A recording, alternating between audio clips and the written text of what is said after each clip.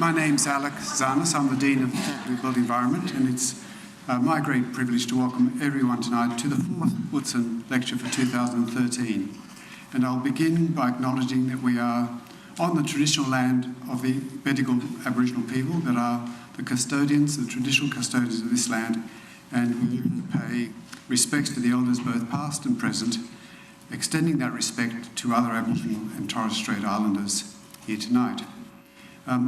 Of course, a special welcome to Glenn Palin, Managing Director of the John Holland Group, and in particular, National President of the Australian Institute of Building, Robert Whittaker, without whom we wouldn't have this address, and all Australian Institute of Building members. So welcome. I'd also like to acknowledge particularly some of my colleagues, the Director of the Construction Management Discipline, Dr. Cynthia Wang, and also my two colleagues who will be heading up two new schools that we're creating that you'll hear more about in the future. Professor Bruce Judd, who is the Director of the Australian School of Architecture and Design, and also Professor Alan Peters, the Director of the Australian School, Graduate School of Urbanism, and the Deputy Dean. So Built Environment is really proud to be affiliated with the Australian Institute of Building.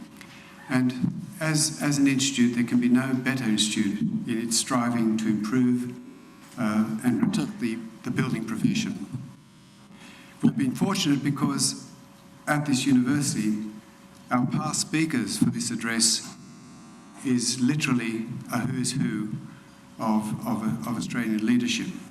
In recent years, we've had the Honourable Sir Anthony Mason, the Honourable Sir Lawrence Street, Lieutenant General Ken Gillespie, Colonel Ian Cumming, the Honourable Justice Terence Cole, Professional Commissioner Murray Coleman, the Managing Director of Project Management and Construction at Lend-Lease, and Dr. Harry Triggerboff, founder of the Meriton Group.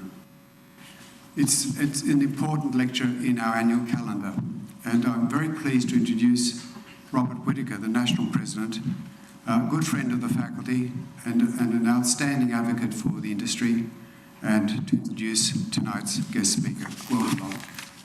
Good evening, ladies and gentlemen.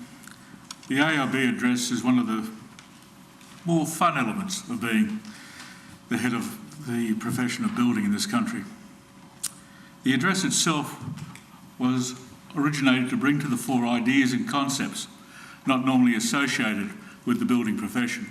And by the building profession, we mean construction management, quantity surveying, building surveying, and also property and facilities management.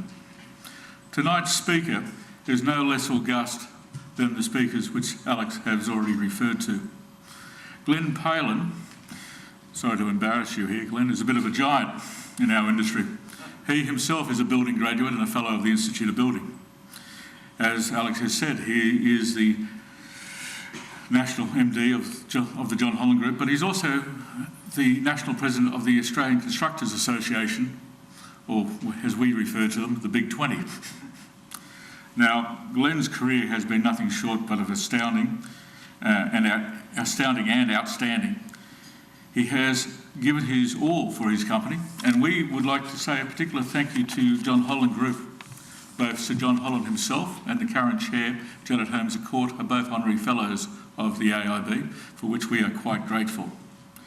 Now, Glenn's distinguished career is self-evident on the flyer that you've already got in front of you. So without too much further ado, a giant of our industry, a captain of the profession, Mr. Glenn Palin. Thanks, Robert, and I'm a bit overwhelmed by those very kind words and that introduction, so I appreciate it very much, and certainly appreciate the opportunity to make this presentation tonight, the annual address for the AIB, but also I'd like to acknowledge Professor Zanis and the opportunity also to present the Utzon lecture. I guess I am a bit daunted by the word lecture. It's not certainly something that is one of my fortes, I'd have to say, although my children probably disagree with that, and I've given them a few over the years. But tonight I just would like to give you my views, share with you my views on what the industry is expecting of our graduates, particularly I guess, in terms of the abilities required for future leadership. It's a chance to talk to you particularly about something that I am very passionate about. And hopefully it adds some value to your thinking around careers in our industry. Before I do that though, I just might paint a bit of a picture of the John Holland Group and our role in the industry. We've been around for over 60 years, and the company was originally founded in 1949 by Sir John Holland. After returning from World War II, Sir John established the business, and his first winning project was the construction of a wool shed at Nareen in Victoria in 1949. The business has grown from that wool shed to deliver some of Australia's most iconic projects, from building projects like Parliament House in Canberra, to infrastructure projects like the Alice Springs to Darwin Railway, and closer to home, the Lane Cove Tunnel. John Holland has been voted the largest construction company in Australia 2 out of the last 3 years. So we're not an insignificant contributor to the Australian construction landscape. We turn over anywhere from $4.5 to $5 billion per annum, and we employ just over 6,500 people. Since 1949, we have continued to develop our capabilities in building traditional infrastructure, but have also expanded our specialist engineering works. We probably have a reputation in the marketplace today as one of the more diverse construction companies around. We operate principally in 3 markets: the infrastructure market, which tackles traditional building projects like hospitals, public buildings, universities and the like, as well as typical engineering projects like major roads, freeways and bridge structures. We also operate in the energy and resources market, with infrastructure in water storage, wastewater treatment, power generation and reticulation, and other heavy engineering structures such as marine jetties and wharves. We also operate significantly in the transport services sector. Not only do we build railways, but we also operate and maintain rail networks. For a constructor, this is quite different. John Holland is a part operator of the Melbourne Metropolitan Train System, which is quite different from any other group in our category.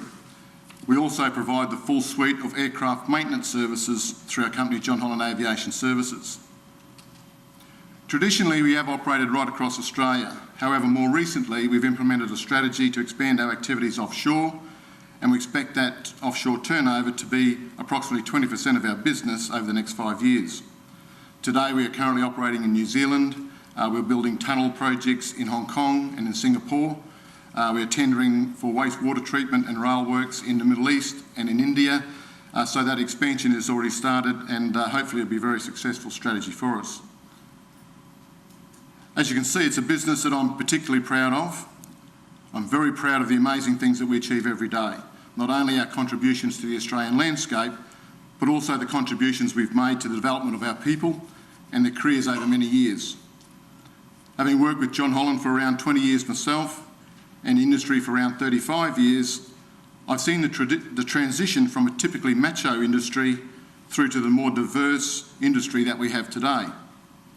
I've seen the property development brigade come and go through the late 80s and 90s, and I can say thankfully that the construction industry today is very different to the way it was in recent decades. And it's the same story for leaders in our industry. You can't build a career just out of being a lair. You can't build a career just out of being a flash talker. You will get found out eventually. If you want to play in this game, it's a tough game. This is an industry for people who want to commit. There are lots of long hours and there's lots of hard work, but there are significant rewards for those who can acclimatise to this sort of environment. And the sort of person who can succeed in the industry has evolved over time, and that is the basis of my talk tonight. When I go back and look across my career, back in the mid-70s, when I went to university, in the late 70s, when I first entered the workforce, and looking tonight, probably before many people here tonight were born, a lot of things have changed since then. When I joined, it was all about talent and results. It was about how good you were, how smart you were, and how quick you were on your feet.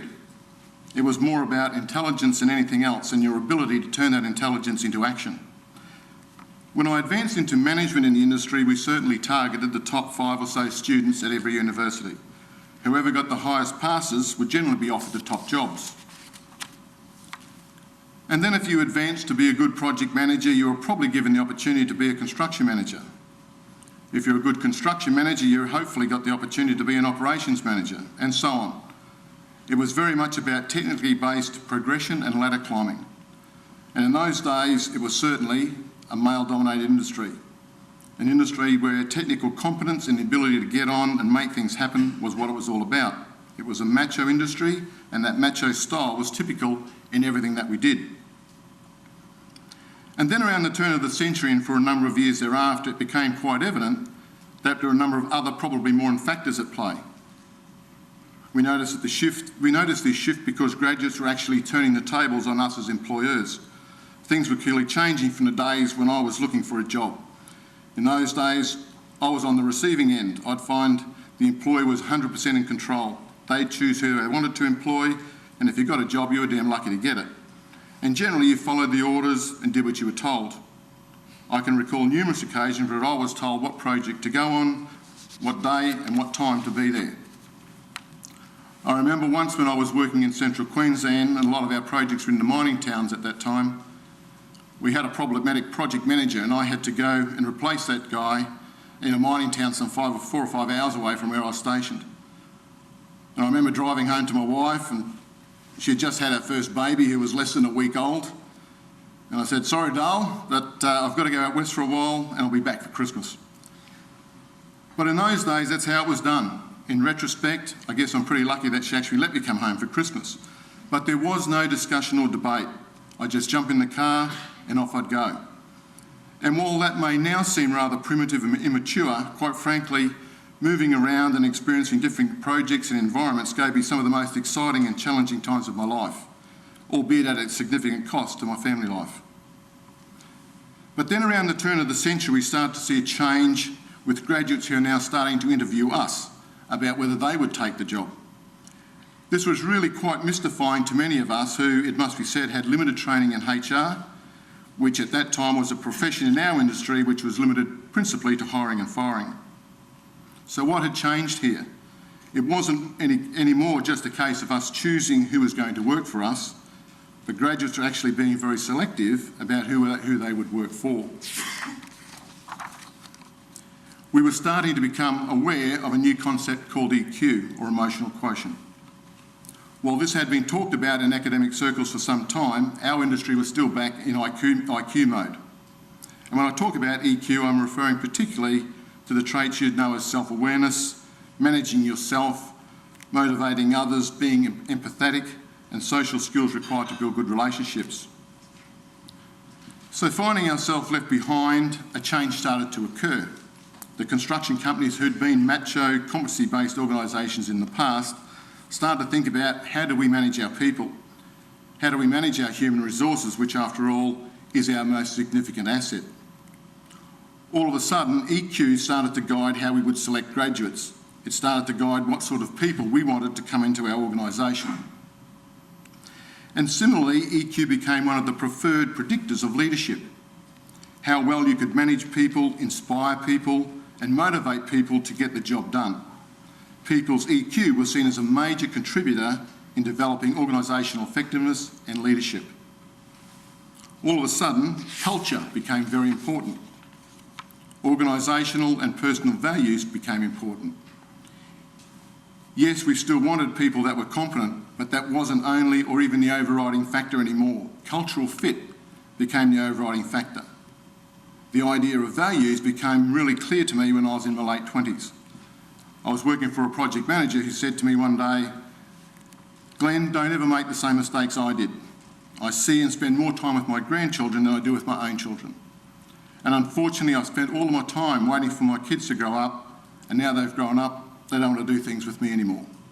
I put too much time into this industry and missed my kids growing up." And that stayed with me all my life. I took that advice on board, and I remember as a young bloke, even though we had long hours and were working hard, I would structure my life to spend time with my kids. If that meant going home at 5 o'clock so I could have dinner with them or read them a story and then work well into the night to catch up, then so be it. But I set those boundaries for myself and set that line in the sand, how I would manage my life. That was all about my values and what was important to me. I think it's fair to say, however, that that was certainly not typical of the behaviour industry at that time. Today, when we ask someone to move around in our industry, they probably say, "I'll talk to my partner and get back to you." It is no longer an automatic thing. There are other factors involved in the decision-making these days, and they generally involve personal relationships built around personal values. So understanding people became a fundamental attribute for leadership, and this is embodied in the principles of EQ. More recently, there have been other factors which have significantly influenced our industry. For example, in 2008 and 2009, we experienced a global financial crisis. And while this event was certainly unsettling for many people who had been in the industry for a long time, I think it was even more unsettling for our recent graduates and a lot of EQ leaders. They weren't necessarily used to this sort of adversity. We, the older generation, had been through the school of hard knocks, and we were somewhat used to this sort of upheaval. To me, it appeared that younger people seemed more unsettled by this event. Yet some of the older people had the perspective, "We've been through this before. You just tough it out.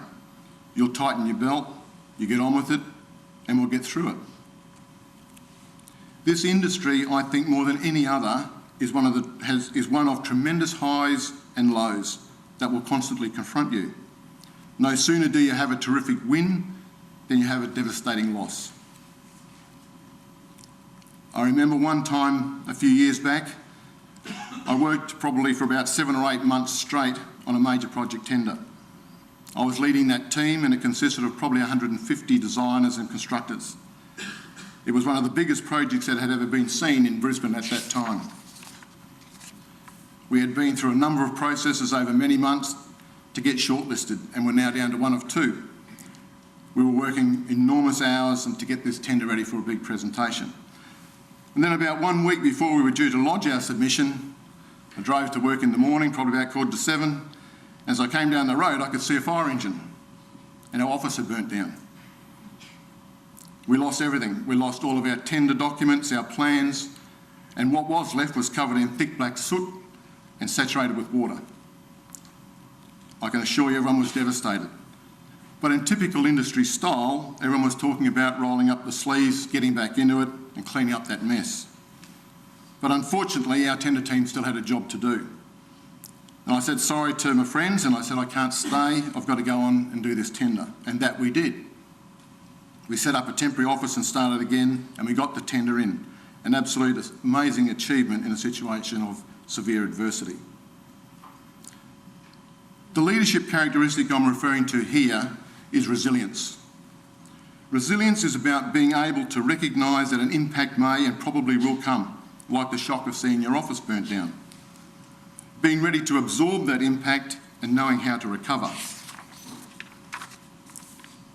As you can see from our rather simplistic image on the screen, resilience involves recognition that something is happening, accepting that situation may impact you, and then bouncing back from that impact. IQ and EQ are absolutely important, but leaders need something else as well. In academic circles, it's referred to as RQ, or resilience quotient. It's about getting over things and being able to go to your knees but get back up again. And that has become quite a good predictor of people who can become good leaders in our industry. There is an inbuilt admiration for people who can overcome adversity. People are more willing to follow someone that they know will come through when the going gets tough. It's a strong value that people look for in their leaders. Resilience has been a relevant concept in psychology for several decades, but is becoming increasingly recognised in the business world, both in terms of personal resilience and organisation resilience. From my perspective, I think resilience comes out of knowing who you are, knowing your weak points and managing them.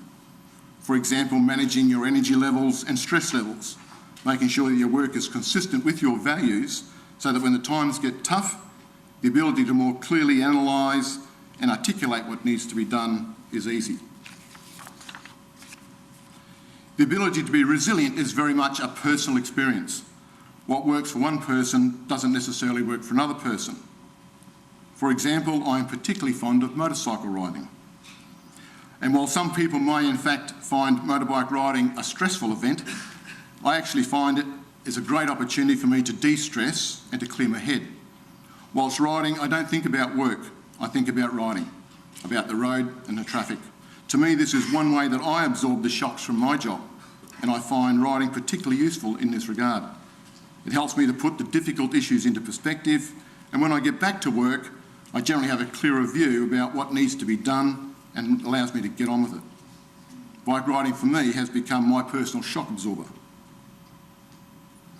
So when I think about what we are looking for in graduates coming out of their courses, no longer are we just looking for IQ. That's not to say it's no longer important, but we're not just looking to hire the top 5 smartest people in the room. What we're looking for is people with sufficient intelligence and emotional stature, people that respect other people and are able to lead and motivate. And just as importantly, someone who can demonstrate this resilience factor that our industry absolutely demands. So most of my talk tonight has been about individuals, but from an organisational sense, it is just as important to be able to deal with these concepts as it is for individuals. In fact, it is fundamental that the inherent values inside an organisation must align with the expected values of our employees. Otherwise, people simply won't stay. To take John Holland, for example, we want to be a leading company with all 3 attributes, IQ, EQ and RQ. It's no good being 100% in IQ if you've got vulnerability on EQ and RQ. And as a company, it's no good being just the most technically proficient business if you can't manage your relationships with your clients and your employees. It's no good if you can't withstand the shock of a global financial crisis. Our vision at John Holland is to transform our industry through leadership and an absolute commitment to safety, customer focus, our people, an innovative spirit and shareholder value. Embracing the concepts I've talked about tonight is fundamental to achieving that vision. For example, in the EQ space, John Holland has placed an enormous emphasis on its diversity platform. I personally believe that diversity is fundamental to delivering sustainable business outcomes. It enables better decision making, encourages innovation, and can improve safety. It's about diversity of thought and about diversity of perspectives. In John Holland, we have 4 areas of focus on diversity: cultural heritage, age, gender and career. All of those things relate to EQ. In terms of cultural heritage, I've been particularly determined to raise our awareness in relation to Indigenous Australians. Cultural awareness is important for us, not only to promote an acceptance of different cultures and to acknowledge and value other people's perspectives, but also to make a difference to the lives of people who suffer disadvantage due to their cultural situations. Currently, more than 4% of John Holland's employees are Indigenous Australians. This is the highest level we've ever had in our company and certainly higher than other industry benchmarks. And it's a terrific achievement for John Holland as a contribution to society. In terms of age diversity, we've introduced programs for various age groups within John Holland as well. Our graduate program, for example, involves a 2-year rotational program for around 70 graduates per year. They get enormous exposure to the executive team and they're paired off with older, more experienced employees via a mentoring program. We also have a flexible futures program for our older employees, which provides for flexible work arrangements as people enter the back end of their career. On the gender front, it won't come as any surprise to anyone that women are underrepresented in our construction industry. The average industry female employee participation rate is 11.8%. John Holland has introduced a variety of programs such as an improved paid parental leave scheme and a networking forum called Women's Link, which have contributed to our current female participation rate of around 15%. Again, this is considerably above the industry benchmarks and I'm very proud of the achievements we've made in this area. Our approach to career diversity is particularly exciting for me. In the early years of my career, I wanted to get a broader project experience. If I wanted to, I often had to change employers. My view now is, how do we provide that career diversity, that broad experience and that thrill, all inside John Holland? The adoption of career latticing, as opposed to career laddering, is a concept that is aimed at dealing with these issues.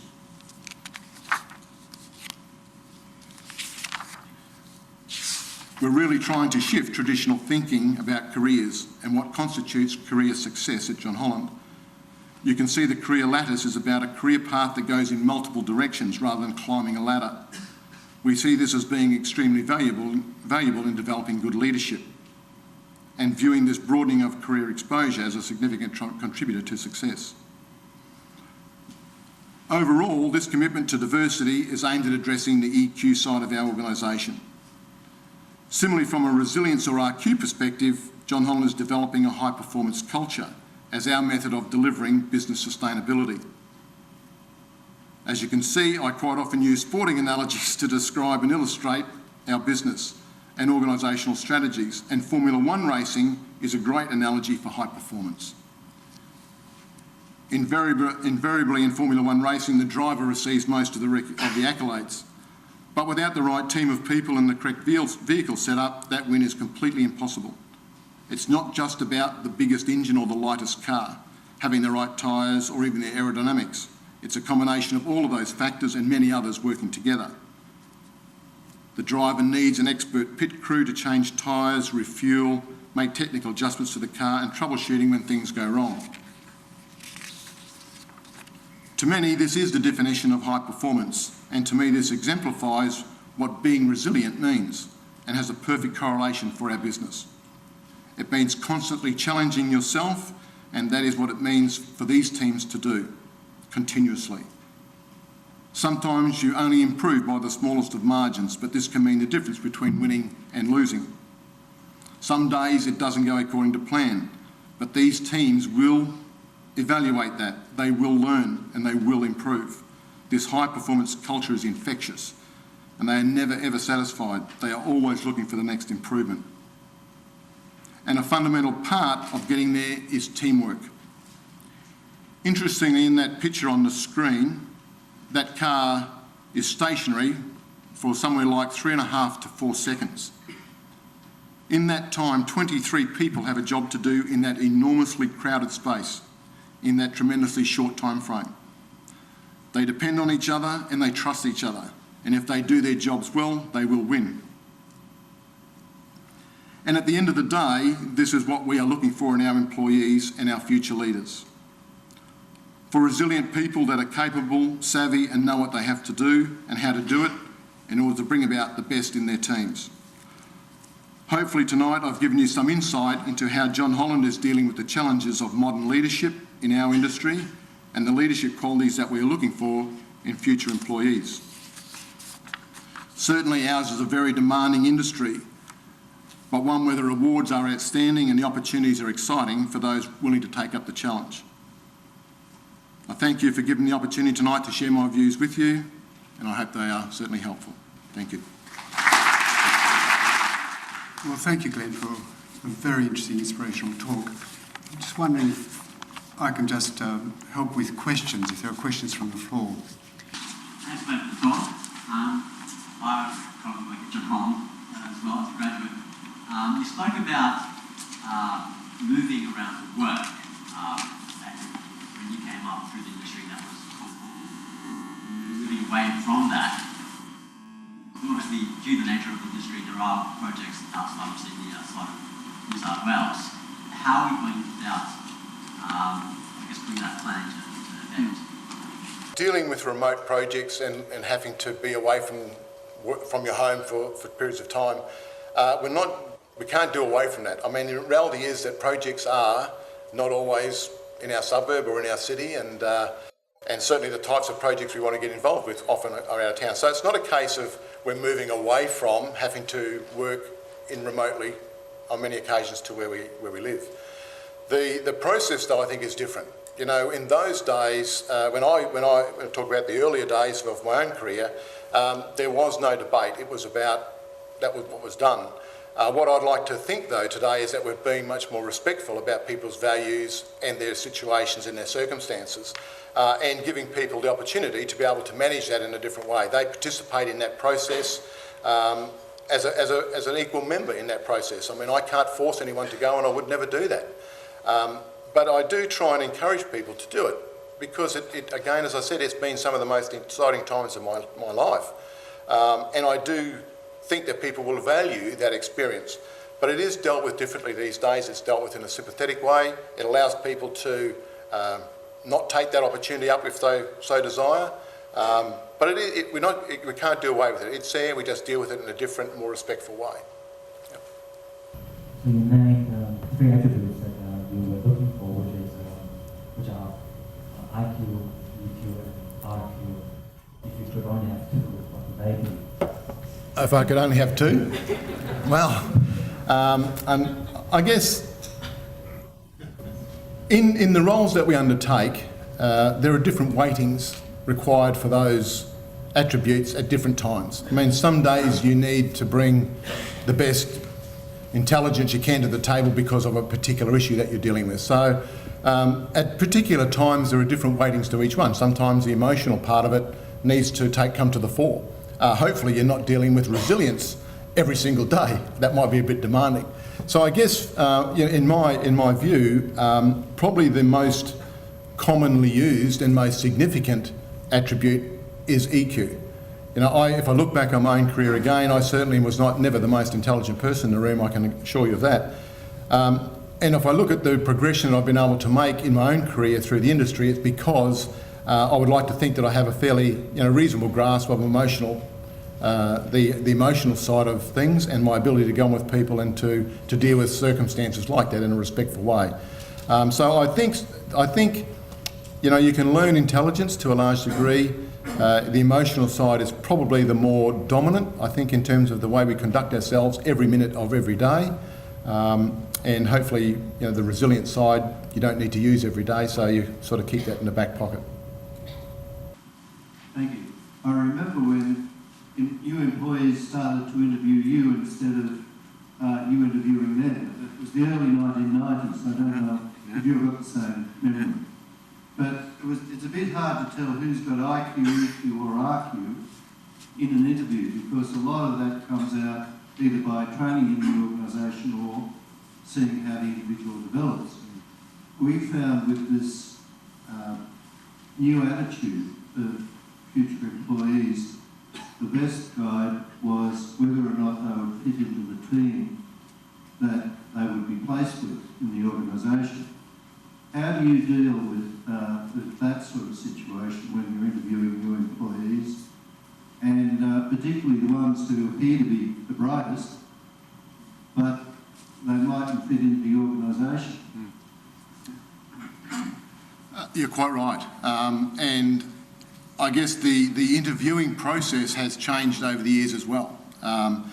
Most of the interviewing process that we go through these days are very much about situational interviewing, cultural defining, questions about situational behaviour, to try and understand what are the personal characteristics of that person, because at the end of the day, the cultural fit to the organisation is the most important aspect. We certainly appreciate and need intelligence, but you can generally measure intelligence quite simply. It's being able to understand the makeup of people or how they'll behave in a particular circumstance is more difficult, as you say.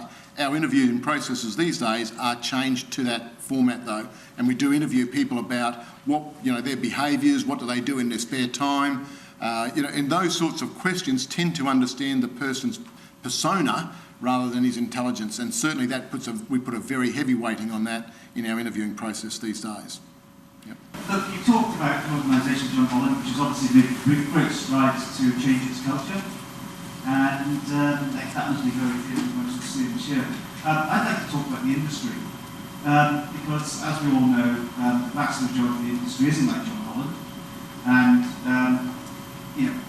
the vast majority of the industry would see the ideal productive employee as being a single, young, able-bodied, heterosexual male that is going to make their money, likes the long work, not work long hours.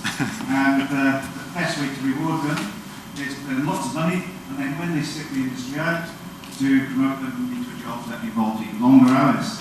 And I'm just wondering if you could tell us how perhaps we can change the rest of the industry to become more like John Holland.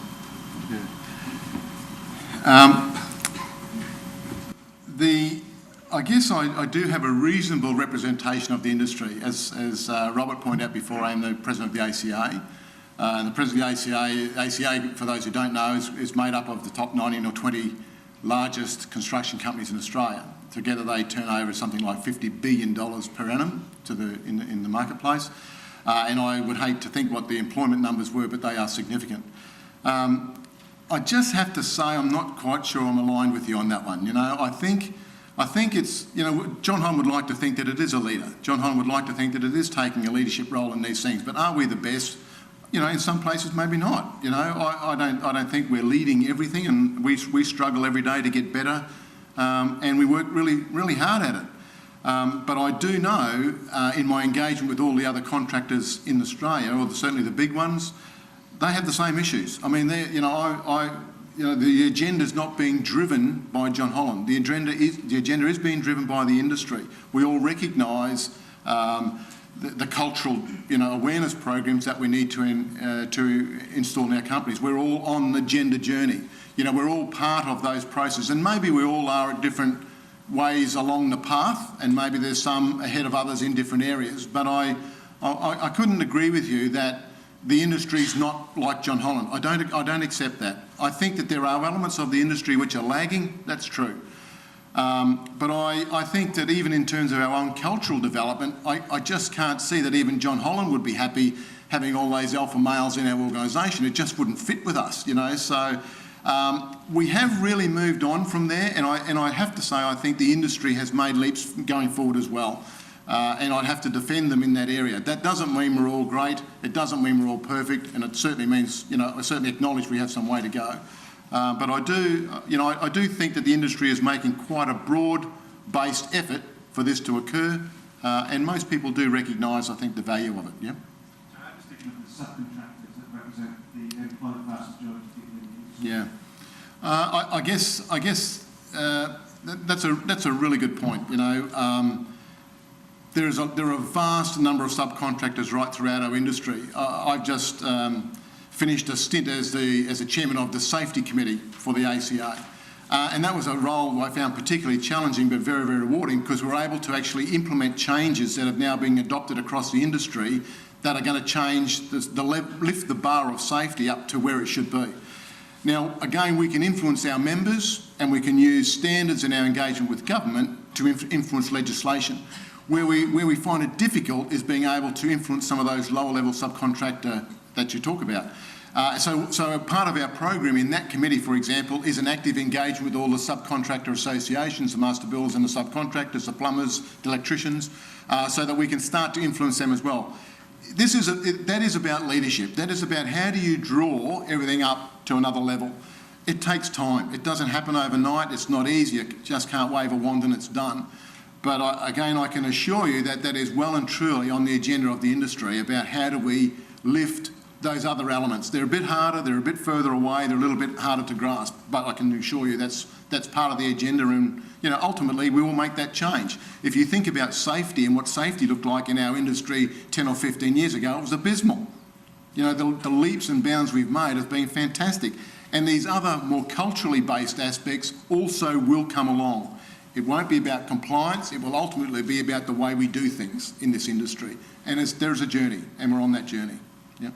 Just wondering if you actually also sat down and talked with the men in your organisation about the way that they see women in the organisation, and perhaps how they feel about great representation of women in your company. Again, it's a very good point. You know, I mean, we could, you know, quite frankly, we could have this whole lecture and 2 hours in here talking about this issue. It is a very, very big issue. It's a big issue for me, I've got to say.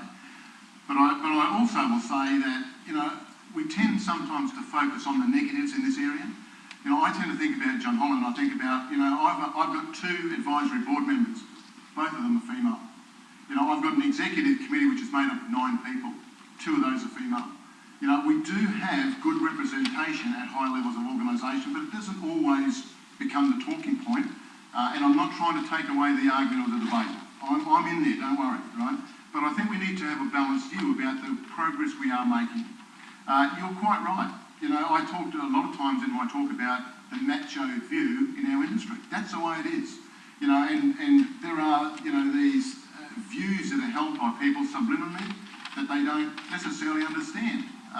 And that's not just about gender, it's about all types of cultural differences. And so we are trying to address that with our male people in the organisation as well, making them aware of what those predispositions that they have.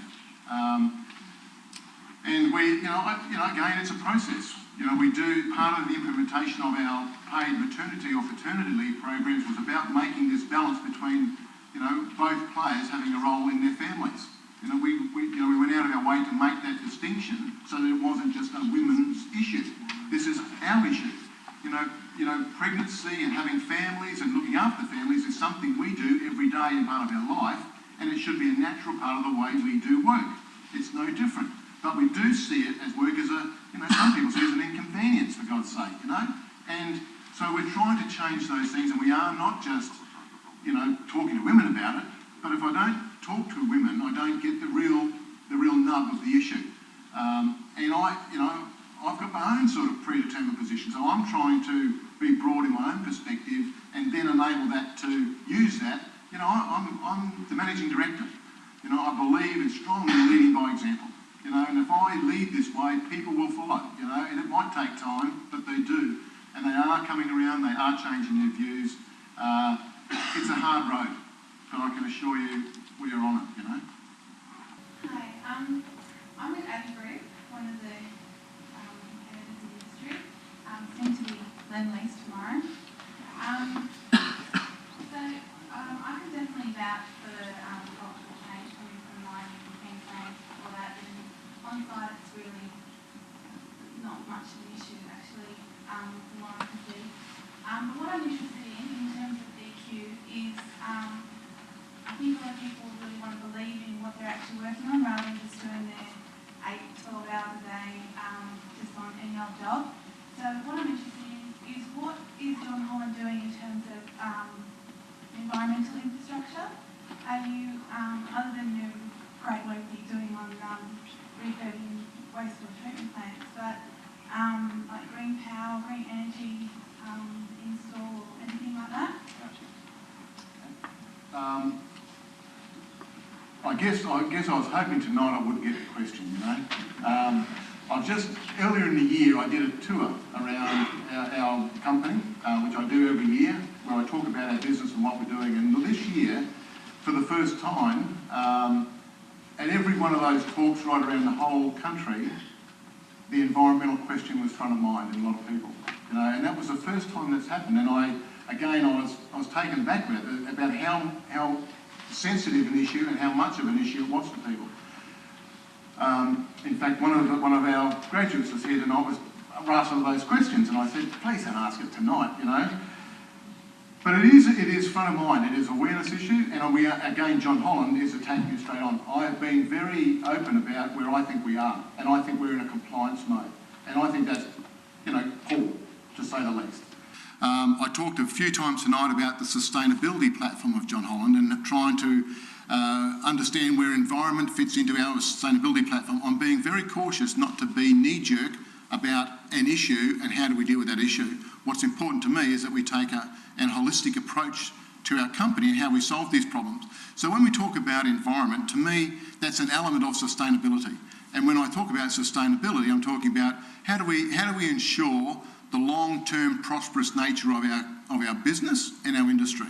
And to do that, you need a positive engagement on environmental issues, you need a positive engagement on social issues, you need to have a proper governance structure that allows people to have the confidence in the industry and your company, and underpin that with the financial success and outcomes as well. So about 2 years ago, we adopted the GRI, the Global Reporting Index process, to try and, so that we could benchmark ourselves internationally, not just what do we think was right or what the right way to go.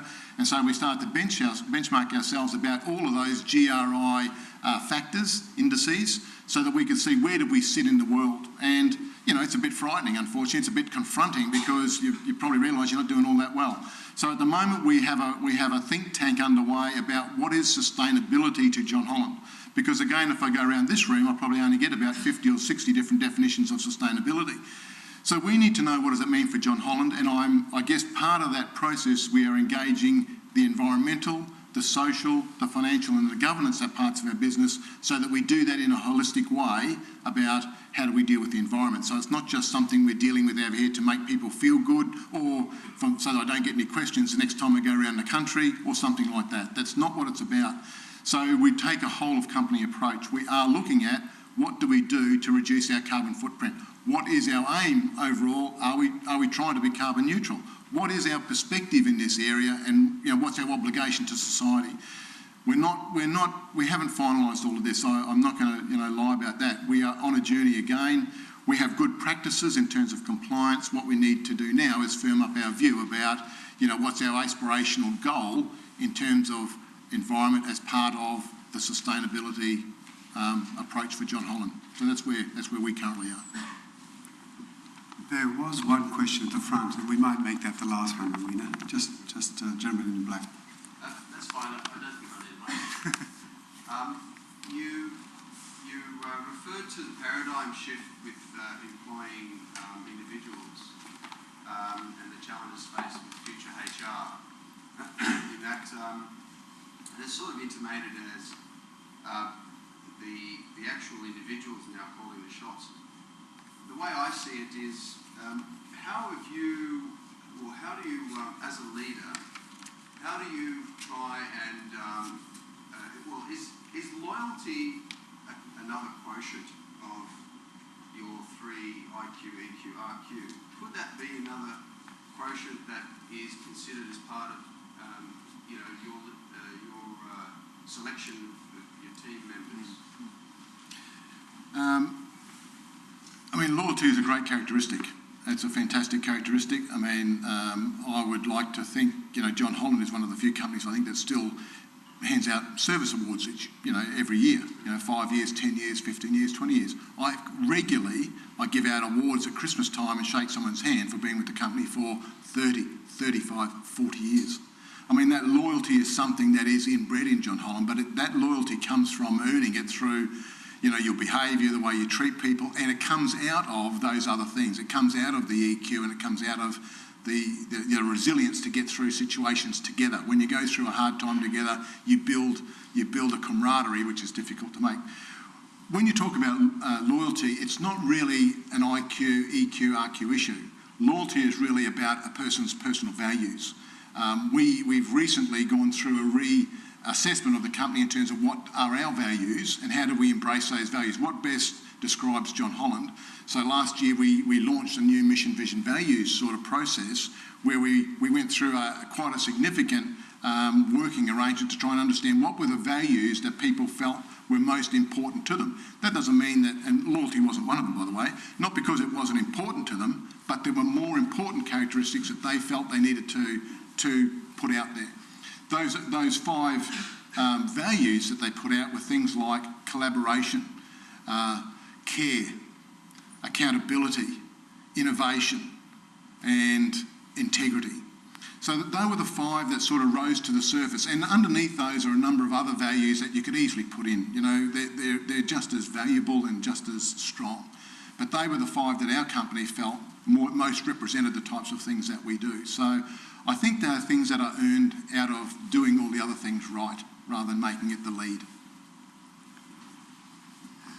Well, I'm going to close the questions for the moment. The calibre of the presentation, the cross-section of one aspect of the industry has made it a very important night and a very good quality question and answer session. So before Glenn goes off the stage, we've got a few more things to do, and I'm going to first invite back to the stage Robert Whittaker to do some closing remarks. Thank you. Thank you very much, Alex, and thank you very much, Glenn. To all those here, just a couple of notes. As somebody whose father died of asbestosis, can I tell you the safety in our industry has improved out of sight in the last 30 years. As somebody who is encouraging his daughter to undertake construction management next year, I have no hesitation in recommending the building profession for a career for all members of our community. As somebody who won't see 50 again, I was particularly happy to see the age diversity on your agenda. Ladies and gentlemen, as Sir John Holland once said, building is the noblest of professions. It truly is. Tonight, we've had the privilege of a practitioner par excellence. For those of you who are undertaking a construction management degree, you need look no further than Glenn to see how far your qualifications can take you. The AIB concerns itself with the cradles of the profession. New South Wales University is one of them. It's one of the jewels in the crown. We take what happens here quite seriously. To those ends, we have maintained formal recognition in every jurisdiction of the construction management degree for licensing purposes at the highest level in each jurisdiction. Yes, your degree is recognised as an acceptable qualification to become a certifier in this state. Those career paths, even direct entry commissions into the Australian Army, which we have secured in recent years. I ask you, as we now thank Glenn, to look to your future, to your career, and plan what you would like to do with it, and what contribution that you would like to make to the broader community. Glenn's own example here is second to none. So without too much further ado, I've got to give you a present. Fantastic. You think the shape is a bit of a giveaway? On behalf of the So, look, that really does bring the evening to conclusion, but there's one or two things that I'd like to do. We would also like to thank Glenn, and the shape of the previous present might be one indication of a culture, and the shape of this present is another. So we give you a book about public Sydney, which includes many buildings and places that John Holland has built. Thank you. So thank you very much for a spectacular presentation.